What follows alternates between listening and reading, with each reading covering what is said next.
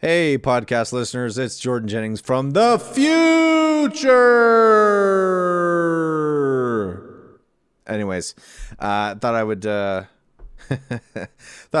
give you a bit of a heads up before this episode starts. I just want to let you guys know that my performance in this episode was not very great. I was coming off a hangover, and on top of that, I was very tired. We recorded this in the morning.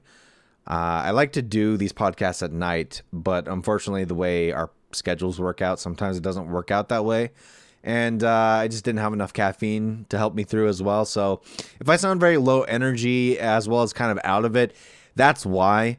So nothing against Trejen. He did a great job this episode, but I wanted to warn you when it comes to my segment of the podcast, when I'm talking about my story, just keep that in mind. I do apologize. But anyways, thank you guys for listening. Thanks for your understanding, and enjoy the episode.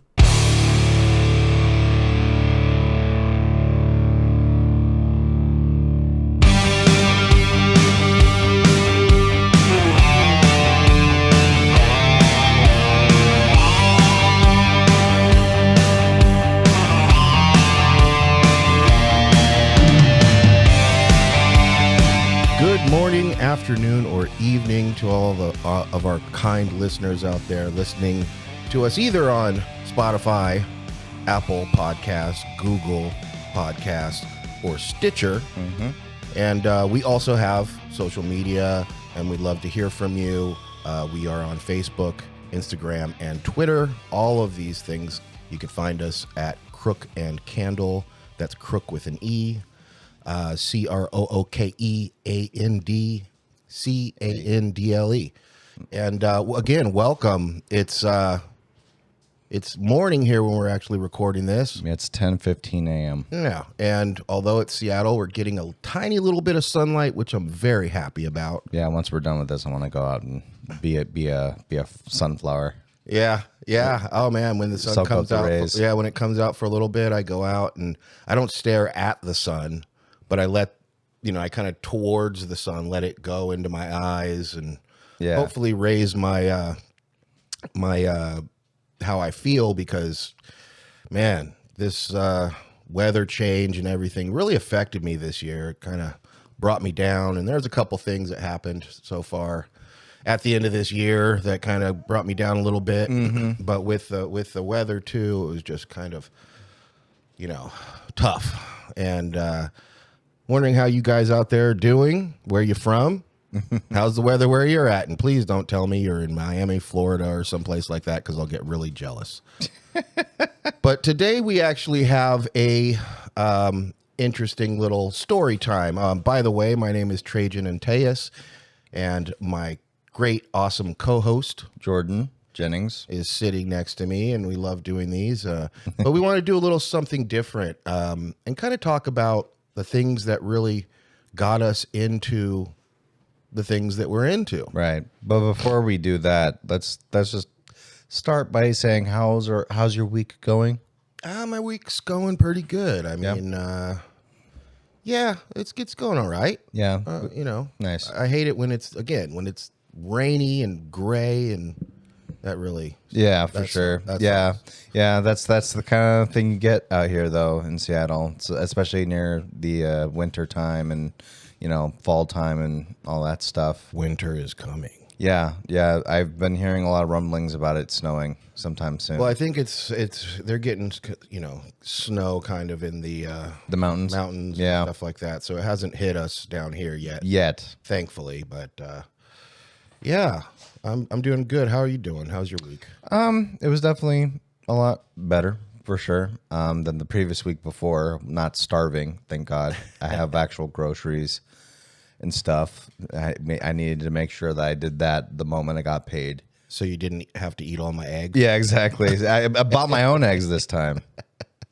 If you need help, I'm always there for you, buddy. Yeah, thank you. I do appreciate all the help the previous week before, though. That helped me get through, for sure.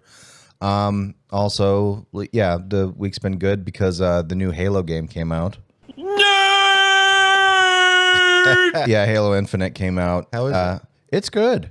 I really, really like it. I'm not going to say too much because I'd rather if you're a nerd as well and you're into Halo or you've been curious of playing it, I'd rather you play it for yourself. But yeah, you've played Far Cry, right? Yeah, I have. So it's kind of they changed the gameplay a little bit to be somewhat like that. In fact, I've been hearing a lot of people throw out Far Cry Halo Edition, but to be fair, that's a little bit too much of a misnomer. It's very similar in that it's an open world game this time, but the way the gameplay is, it's Halo. It's basically what you expect with some new additions and whatnot. Also, the multiplayer is fun, although I'm not a huge fan of the microtransaction shit they've been doing with that, which hopefully they change a little bit how that works. Because in fact, I've kind of taken a break from the multiplayer just because I like if I'm playing a competitive game, I like to be rewarded for doing well. And so far, it's been not like that at all. Where it's like you basically can win a match, get like kill-taculars and like double kills and 10 headshots in a row, and win a match, but you don't get XP for that. You just get a stock amount of XP, just for doing the match. So I ended up seeing this thing happen where people would just get into a match. Didn't matter what kind of match it was, and just people would fuck around because you didn't need to win. Yeah. You didn't need to win to do good. You just needed to play the match. And you still get the same XP. Yeah, you could lose or win, and you still get the same amount of XP. And it was just like that needs to change for sure before I consider getting back into it. But well, on to what we're going to talk about. Let's move on. You've had a long-standing love of games and Yes. content creation, podcasting. Yeah. And I want to hear your story of when you got into it, how you got into it, what got you into it. Yeah, that's a good question. Now, to be fair, like in terms of creativity, like my creativity didn't just start with, YouTube or this. It started off with, traditional media, like art and, comics and manga and anime and stuff like that. And, I learned how to draw and all that stuff. And that was initially how I was making my own, like, sort of creative stuff. That's how I expressed myself then.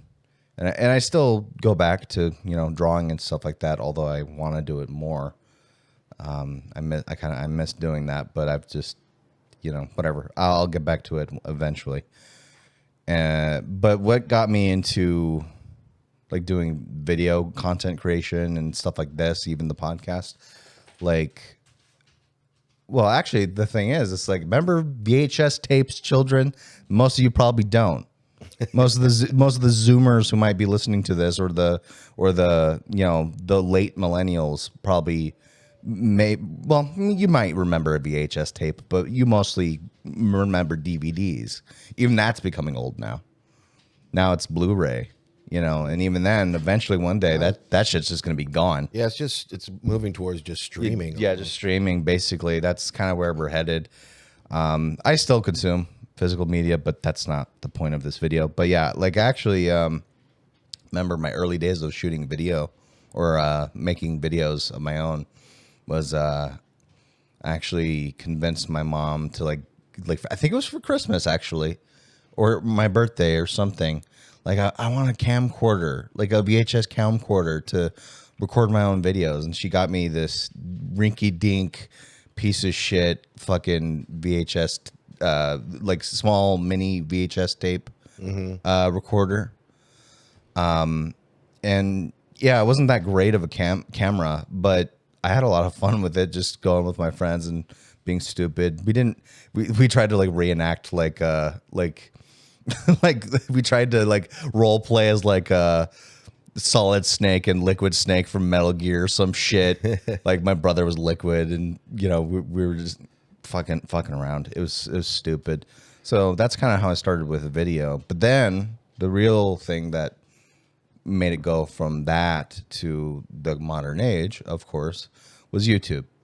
When that happened, and that's the thing. When I first heard about YouTube, I was in I was in high school, and I started hearing about because this was during the time where I was still like watching Toonami and Adult Swim and stuff like that. So I was watching anime, and I still watch anime. In fact, I'm working on a new anime whole episode on a specific anime that's kind of obscure, but so far it's so good. It's just working on the notes for that. But so yeah, so I and what happened was Naruto was the big anime at the time. What year around? I think this was like around 2006. I want to say 2006, but I started my channel around 2007, my first channel, but I didn't actually do that until way after, because like when I first heard about YouTube, it was just, bro, there's this site where people are uploading clips of Naruto. You could watch episodes of Naruto's in like 15 parts because each video had to be like 10 minutes long. Because yeah, like, and the only way you could like upload videos longer than 10 minutes, which was like 20 minutes, you had to be like a partner at the time. But, you know, most people couldn't even conceive of that at the time. But even then, most people didn't really know what YouTube really was. So what ended up happening was people started doing more creative videos and uploading those, like people like the AVGN, Angry Video Game Nerd, originally the Angry Nintendo Nerd, who did like his angry nerd persona and reviewing really shitty games from like the NES era and stuff like that. Like that, I grew up on that. That shit was funny because like I had an interest in retro games, and then you know his shit blew up. And then, you know, the other people, you know, like the Star Wars kid, with the fat kid with the baton thing or whatever. And someone animated like lightsaber beams on it, which the story of that was pretty funny because like this guy, Wavy Websurf, does videos like talking about like viral internet things, like, you know, but in a historical context. And that story is pretty funny because it turned out that video, like he recorded himself like in a green room or something like that, like at high school, and he thought no one was watching. He just wanted to record his own stupid fat self. Excuse me, that's insensitive. I'm sorry. I'm being a fucking asshole right now. Plump Individual of engorged girth, I guess, if that's what you want to, if that's how you want to say it. But yeah, so I think it was in Canada actually, and someone found the tape of him doing that. And it was like, oh, we got to upload this to YouTube, and they just blew up. And oh yeah, no, I think what happened was someone just threw it in Windows Movie Maker and then added like Star Wars music, and it didn't even have the effects at the time, but it just blew up. And then people made copies and copies and copies. But anyways, that's side tangent over. Yeah, I started to notice more people making videos and them going viral, and then hearing about people even just being able to make a job out of that. You know, but it wasn't even just about making a job out of it. It was also the fact that there were a bunch of people able to just express themselves in a way. Because before you had to even make movies or videos or anything like that, and you know, get them out there, you had to essentially be in the TV industry or the movie industry, or you know, radio, even to be able to do stuff like this, even like the podcast. Like before, this didn't exist. Before it was radio. You want to get into radio? Fucking go to school, become like an audio engineer or something like that, or whatever that takes. Like I don't know, TV, audio, something like that, or whatever. And then just maybe one day you'll become a fucking radio person. But now it's like you could just do it by yourself. And that was the appeal to YouTube. The appeal to YouTube was you could do it yourself. You don't need TV anymore. You don't need cable. You don't need radio. You can just do it yourself. And when I saw that, like, it appealed to me a lot. In fact, my first foray into making videos, there was this game I found out about on the internet called Mugen, like a make your own fighting game emulator or something like that, or whatever the hell it stands for, the acronym. and it was just people would like you just record gameplay footage, of this, and I got into that. I wanted to work on that, and then like got like what was it, Hypercam 2 or something like that. That was unregistered. You've probably like seen videos of like people who screen captured their computer and had like a thing. It's like 24 FPS, and fucking like in the top right corner it just says unregistered Hypercam 2 at the top hand corner, like shitty 240p fucking video. Looks horrible. I did that shit. I did that shit myself. In fact, it was funny, like going back to my first ever channel, like those early videos, some of those videos that I did, like I actually got a lot of views. Although those kind of videos weren't really sustainable. It was cool to see people watch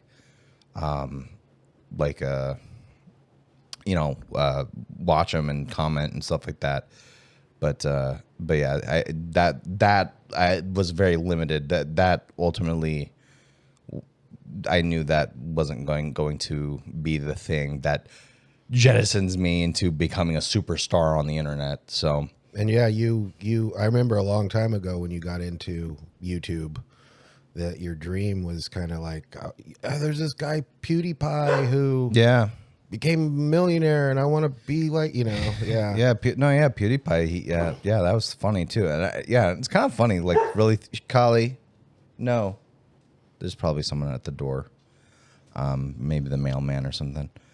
PewDiePie too. Like, he was kind of an interesting case because literally you just had this fucking teenage kid at the time, just like, no girl, I put the ball away, and she's whining about it. Don't do that. Otherwise, I'm going to put you in the room. Okay? In the room. In the room. So anyways, I don't know exactly what... No, actually, I know what happened. So during my time on YouTube, doing gameplay videos and stuff, eventually I started seeing people do the rant videos, like the ranting community, like people like... there's this one guy I used to follow all the time, Big L2K6. He was just this, overweight dude in his room ranting about stupid crap. And it was funny. And I really liked it. And so I'm like, I want to do that. I want to try to do something like that. And so I'm like, I need to get like a microphone and a webcam. I got this. So if I remember correctly, I went to a Rite Aid back in San Jose, and I was like, I wonder if because sometimes they would have like electronic stuff.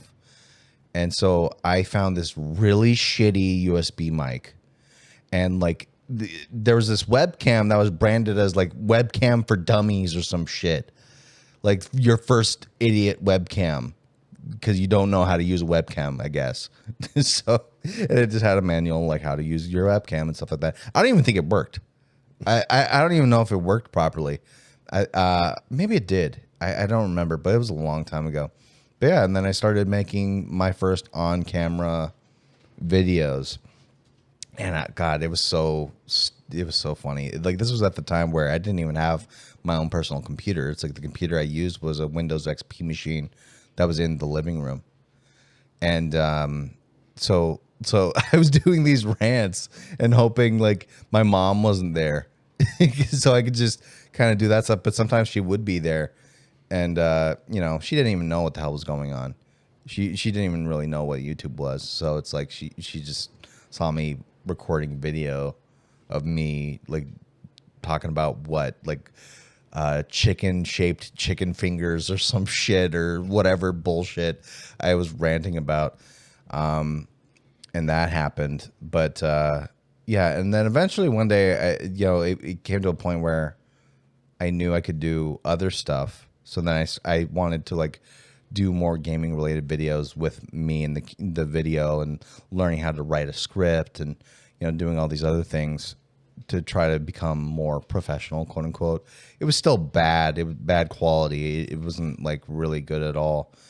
But because if I just looking, I remember rewatching a lot of my content from that time, and just it was so awful. It was not good at all.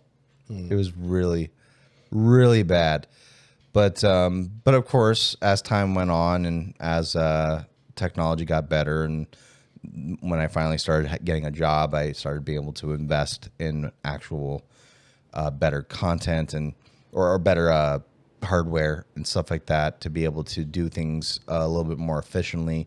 And I also just kept on trying to consume more content. In fact, this was during a point where people were starting to be more like there was channels that were taken off that were just more about educating people to how to be a better YouTuber, how to get your first 1,000 subscribers, how to better tag your videos and write your descriptions and stuff like that. And I just partook in all that stuff. And I eventually moved on from Windows Movie Maker, which was really bad.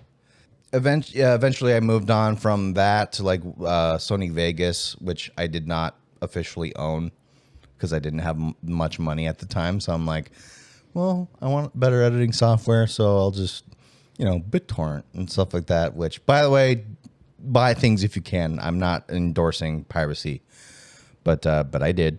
I will admit that.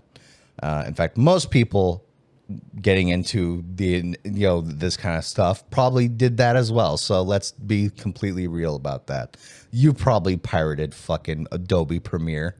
So someone's did it at least once. Even like Corridor Crew. Like I remember listening to their story of like how they started. They're like, yeah, we just like got a crack copy of Adobe Premiere to edit our videos.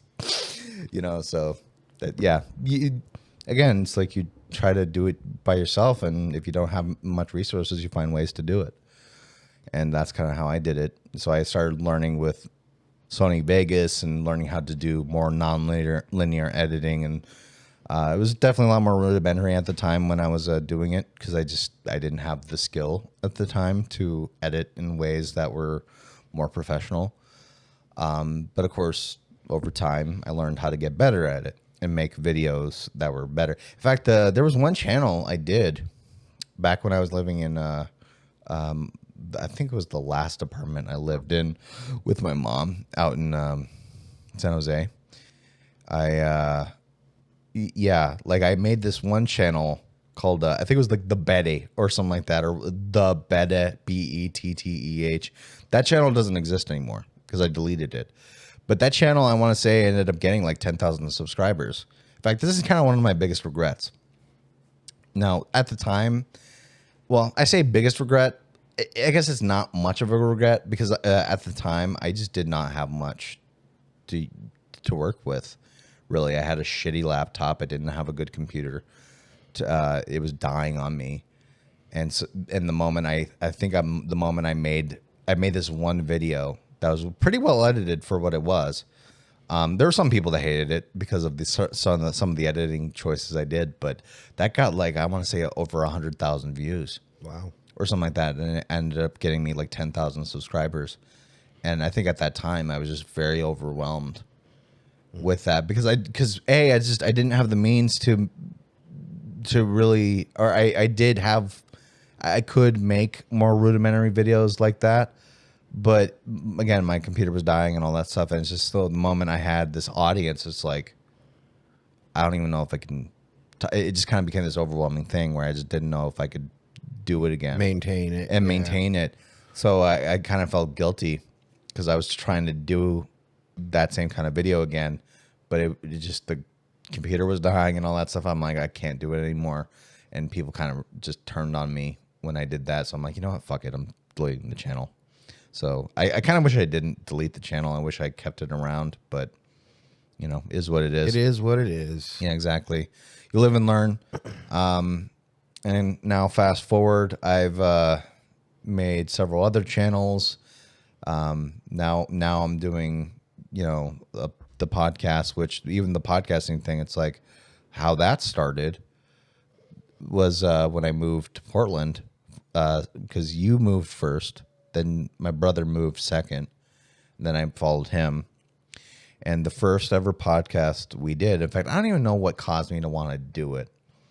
I think part of it was like just seeing podcasting becoming more popular with like Joe Rogan, the Joe Rogan experience and stuff like that, and being like, oh wow, radio, but in like a episode format, and it's not necessarily live. And although you can do it live and stuff like that nowadays, but yeah, I've seen you actually do that a couple times with modern content creation. Is kind of when something new comes out, you want to try it out. see how, yeah.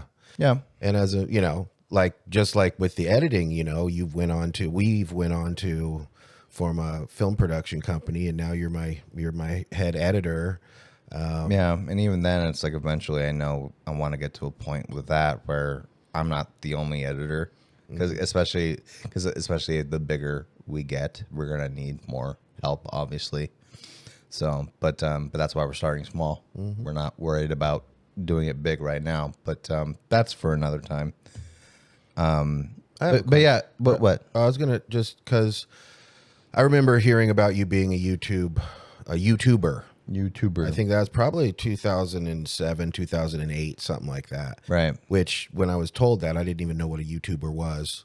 But I just remember you always being painfully shy. Right. And when I saw your videos, it was the night and day difference. It really like freed you up to be yourself, and be out there as far as what you're doing. Do you think you've grown from the experience? Do you think it's helped you kind of come out of your box a little bit? Or a lot of bit, as it may be? I think. I mean, yeah, I guess so. That's I guess a tough one, because I think if anything, I've grown the most and became more out of my box, or got out of my box more, just being not with my parents, or living on my own. Because that meant I had to learn how to be more personable, and how I come off to people and stuff like that. Now, I will say that doing like YouTube videos and like getting in front of a camera and stuff like that, it definitely helped with me, like expressing myself and trying to articulate my thoughts a lot better, and to be able to express myself in a way that was not just drawing or anything like that. So I guess in a way it helped with that, but I don't know. I mean, I'm still a shy guy. I still am pretty reserved.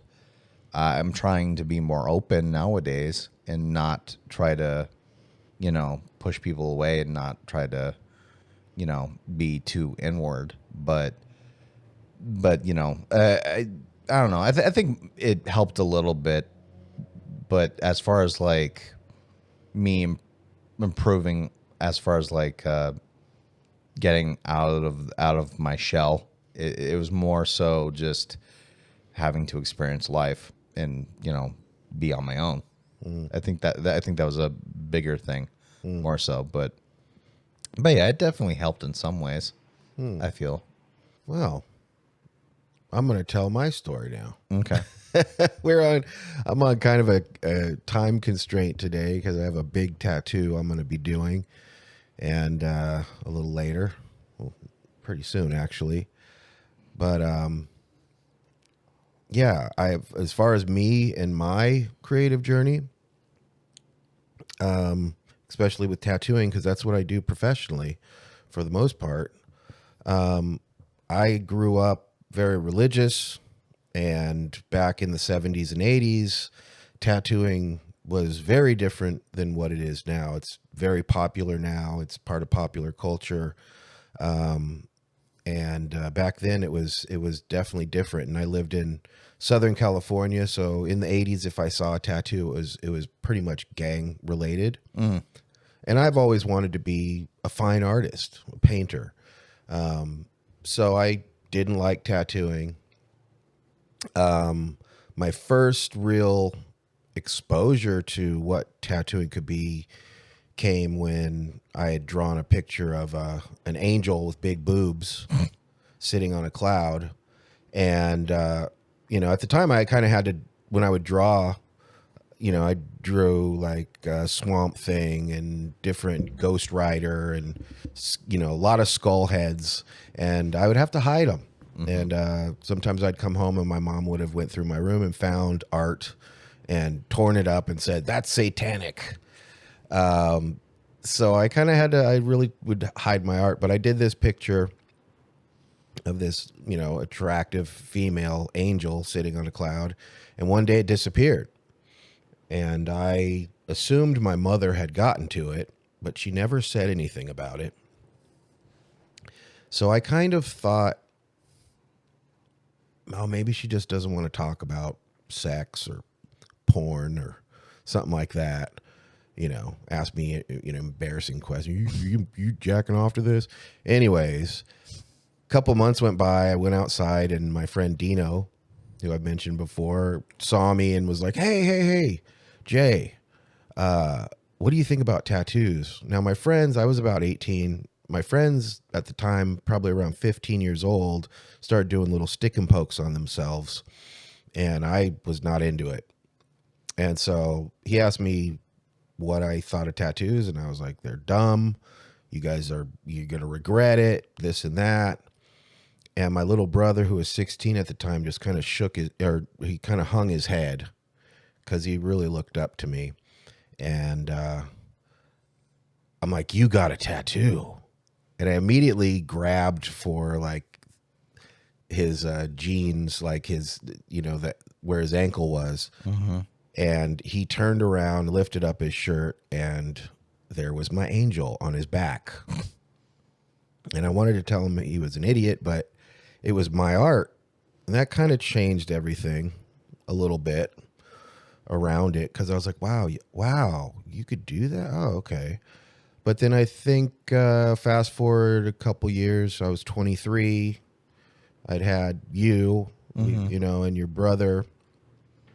And I went into this tattoo shop called Deleeps in San Jose, California, and picked this little tribal off the wall. Said, put it on my arm, my right arm, my upper arm, and I want it to be able to just stick out just a little bit from my t-shirt, because I had a plan. I knew that your mother, if she saw it, she'd freak out. Mm. And so I went over, a week or so after I got the tattoo, and I'm sitting on the couch. I wanted to see my boys, mm-hmm. and she was in the kitchen. I'm sitting there, and all of a sudden she kind of goes, "What's on your arm? Wait, is that a tattoo?" And she flipped out. "Oh, that's so dumb." And I was like, perfect. Finish him. Kind of. I felt like so she got really ticked off. Sure. And then maybe a couple months after that, I got my second tattoo, which was on my back. Again, kind of a little tribal. And it hurt so freaking bad that I asked someone for a piece of paper and a pen. And I drew. I sat there and drew while the tattoo was being done. And I drew this demon of pain. Because I was in so much excruciating pain. And so once it was over, the tattoo artist, Paco XL, he's like, that's all done. He's wiping me down. Then he looks down at what I drew, and he was like, dude, you can draw. And I'm like, yeah, I've been drawing since I was little, And he goes, do you want an apprenticeship? And so apprenticeships are kind of hard to come by. Right. Normally you have to hang out with the artist, get tattooed by the artist, and kind of talk to the artist about the possibility of it. Right. And you spend money, and eventually if you keep hanging out and, showing interest, they might offer to take you on as apprentice. But I was a highly advanced artist at 23, and he offered, and I said no, because I did not want to be a tattoo artist. And then he's like, you got to meet my boy Adrian Lee, because your art's similar. And so I think a couple days later, I came down with my portfolio, and we walked over to where Adrian was had his studio, and showed him.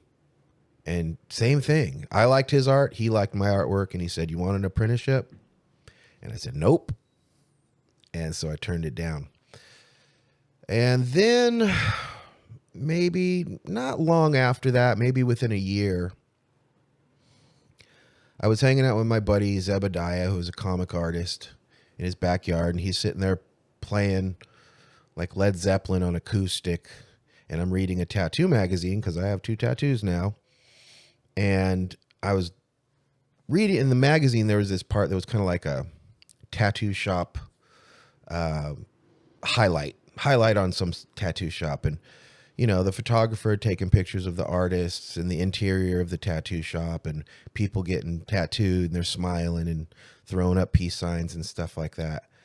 And actually, I remember this one picture of this one artist. He's looking at the camera, but he's tattooing, and he's just smiling.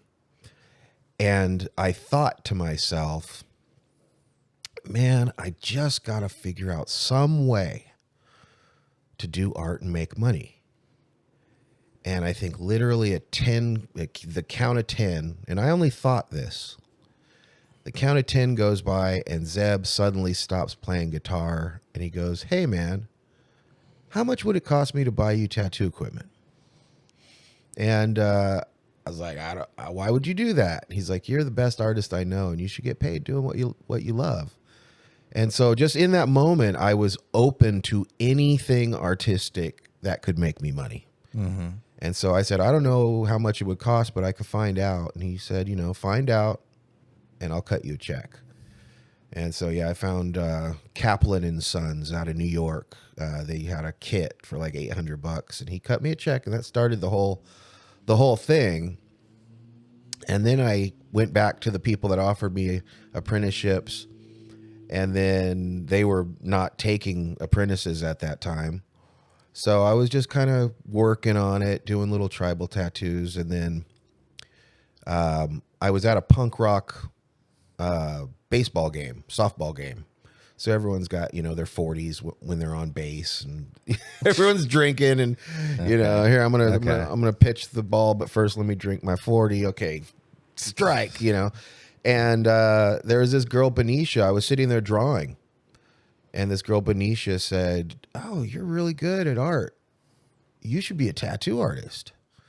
And I said, "Well, I'm trying. You know, I've done like 6 little tribal tattoos, and you know, I'm trying." And she said, "Oh, well, you know, I work at this place, Players Inc., and they're looking for an apprentice." So she hooked it up. It was a Thursday. I'll never forget. I went in, had my portfolio.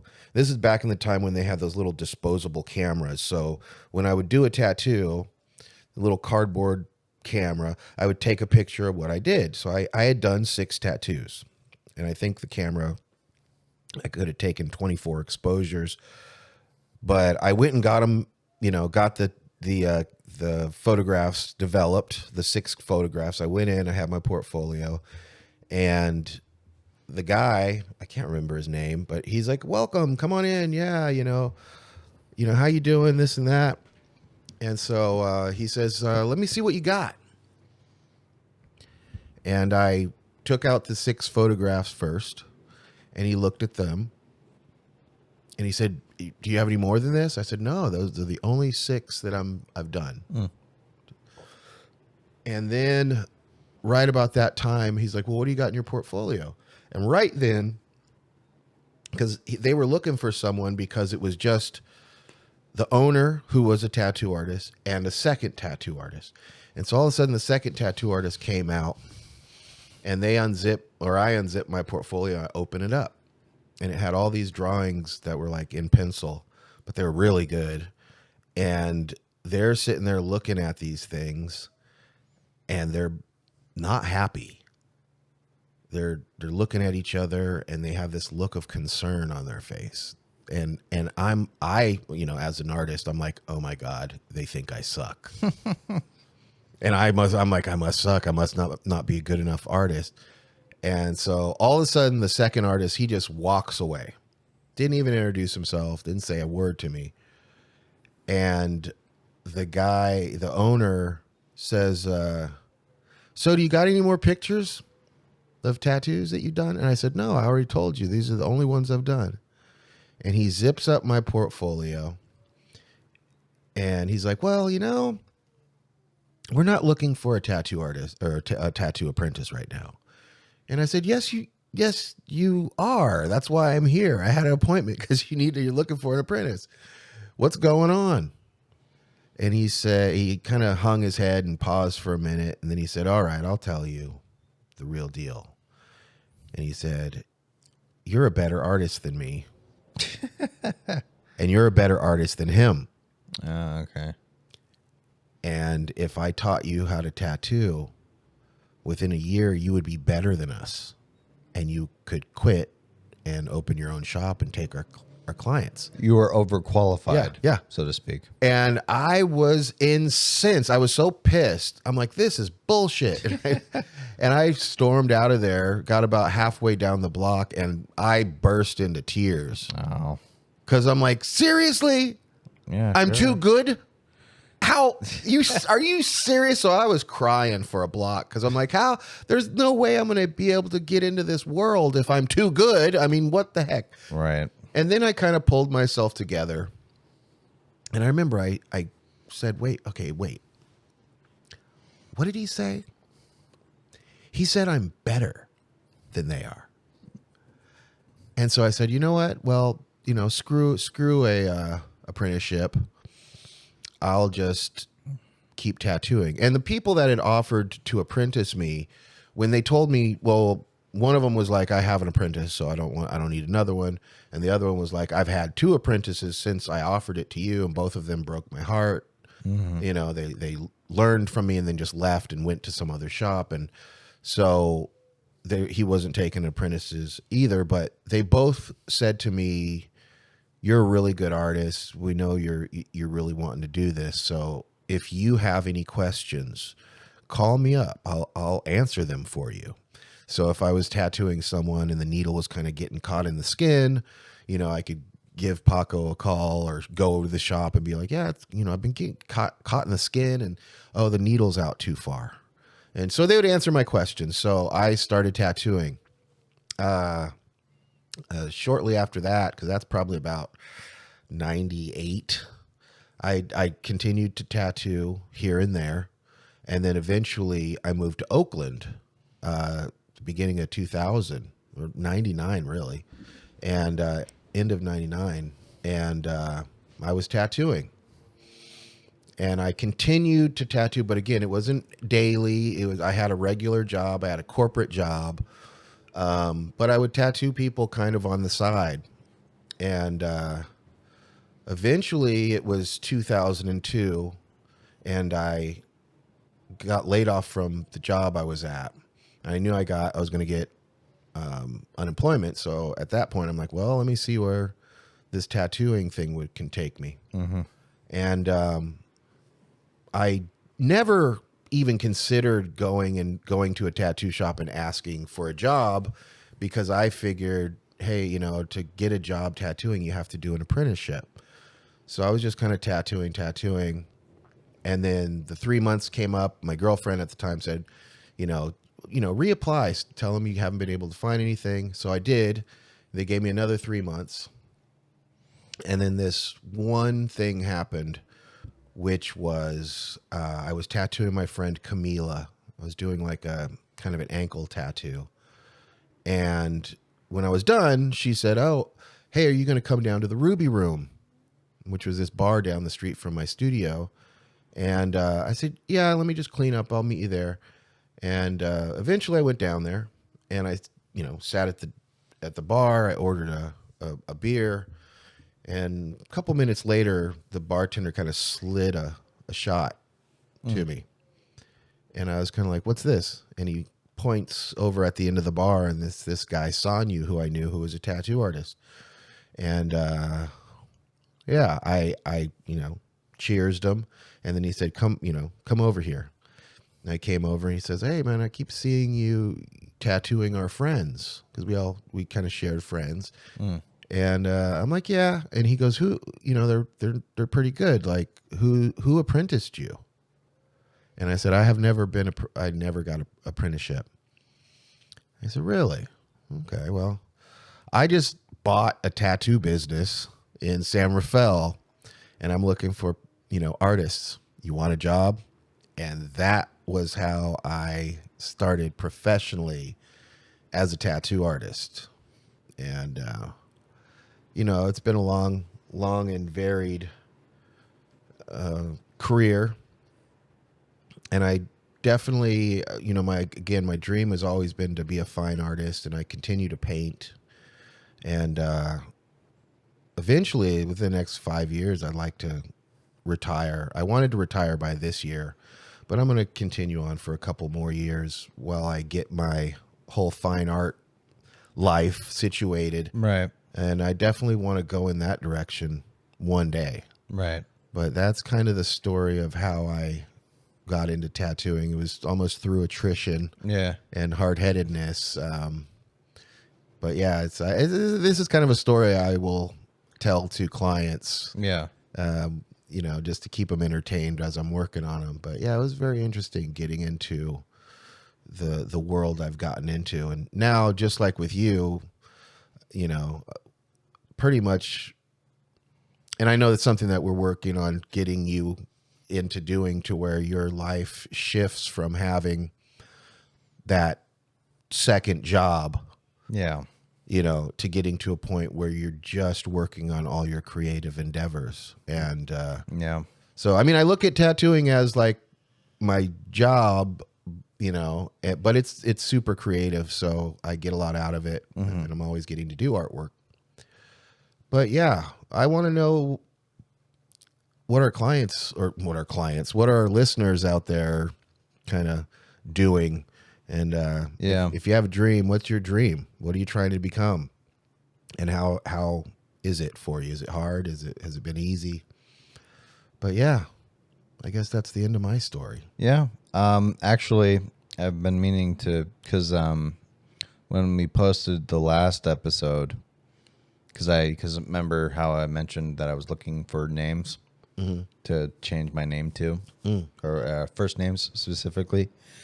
Well, I got a comment from our friend TopCat59. He commented again, and I read it, and it made me laugh. So TopCat, if you're listening to this, thank you for the comment. But yeah, this is what he said, and this is in all caps, by the way.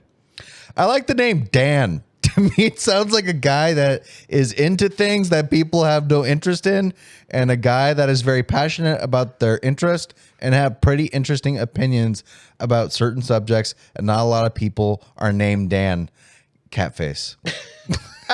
No, seriously, look at that. I believe. Oh yeah, yeah. He literally typed it in all caps. That's funny. Yeah, that's pretty funny. I kind of have a name for you. Oh, you do? Just a nickname. A nickname? Okay, what? Because I've been thinking about this too. All right. And I was like, if I was going to call you something, I'd call you Ozzy. Ozzy? Why? Well, multiple reasons, actually. I remember when you guys were really young coming to my art studio way back, and I would play like Black Sabbath. Okay. Or I'd play, Ozzy Osbourne, and I would say a song would come on, and I'd be like, "Hey, kids, who's this?" And you were pretty good at it. You'd be like, "Who's this?" Pink Floyd. Who's this? Oh, that's Black Sabbath. Who's this? Metallica.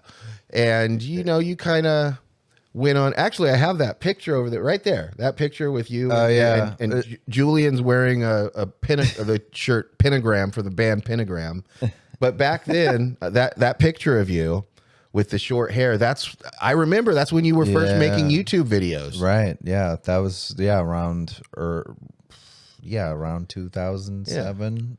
But now you're like a bearded long hair. Yep.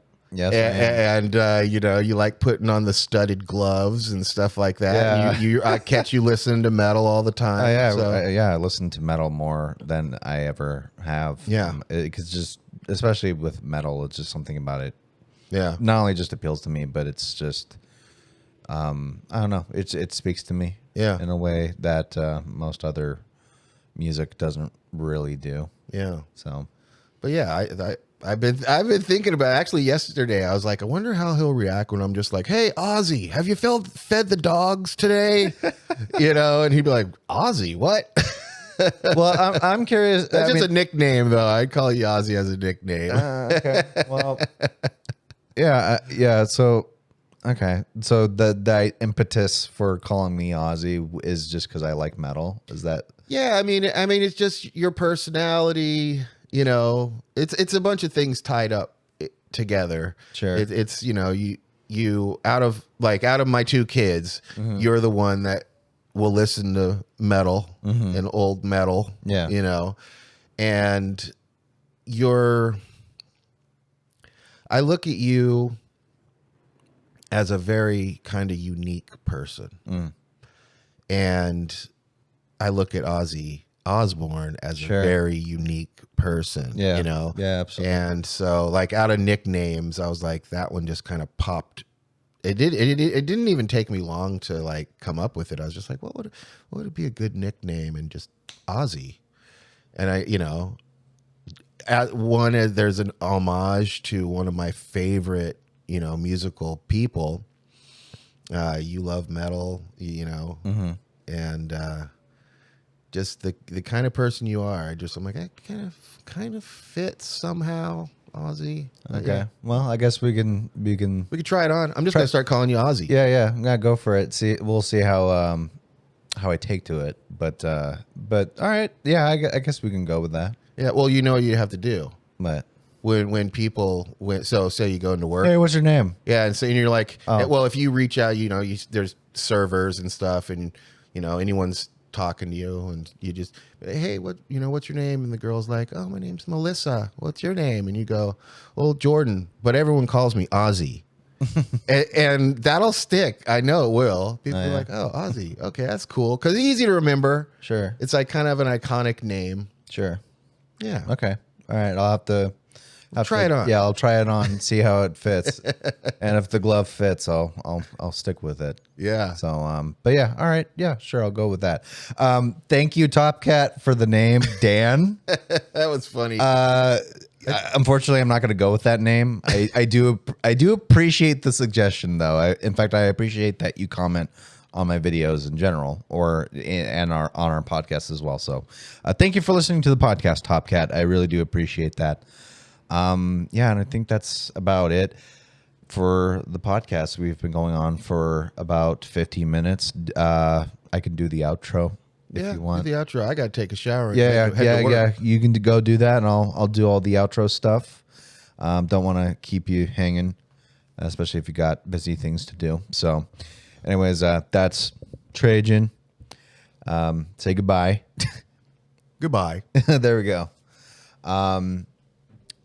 And I'll just do the plugs for the social media and our distributions. Like I said, or like Trejen said at the beginning of the podcast, we have our podcast available on pretty much most major podcast distribution platforms: Spotify, Google Podcast, Apple Podcast, and Stitcher. That is where you can find us. And then as for social media, we have a presence on Facebook, which you could also listen to the podcast there. Currently on the app, not on the website itself, because we have the RSS feed going straight to Facebook. So you could actually listen to our podcast through Facebook as well. But yeah, we have a page, a Crooke Candle podcast page, where any episodes that come out, we post them when they go live. Also Instagram, we have an Instagram, and then a Twitter. The username is pretty much the same, Crooke Candle, or at Crooke Candle. Basically, that's how you can find us. And again, it's Crooke with an E at the end, CROOKE AND CANDLE. So that's where you can find us. And then on top of that, In the description of every podcast, we have our bio.link, which has all the links necessary so you can find us. Also, feel free to reach out to us, send us a DM, send us a question, or if you follow us on... Oh, yeah, I forgot. We have a YouTube as well. That's true. I almost forgot about that. But yeah, we have a YouTube as well. We post the podcasts on YouTube as well. Eventually, maybe the next episode, we'll actually try doing a video format, like an actual on-screen raw video. We weren't able to do it for this episode because we kind of slipped on the ball of getting things kind of set up in time. So I do apologize, but yeah, we'll have to discuss that next week, and we'll try and do that next time. So anyways, thank you guys for watching. I am Jordan, and Trejen is in the shower, and yeah, thank you guys for listening / watching, and we'll see you guys next time. Keep it real, and have a good one.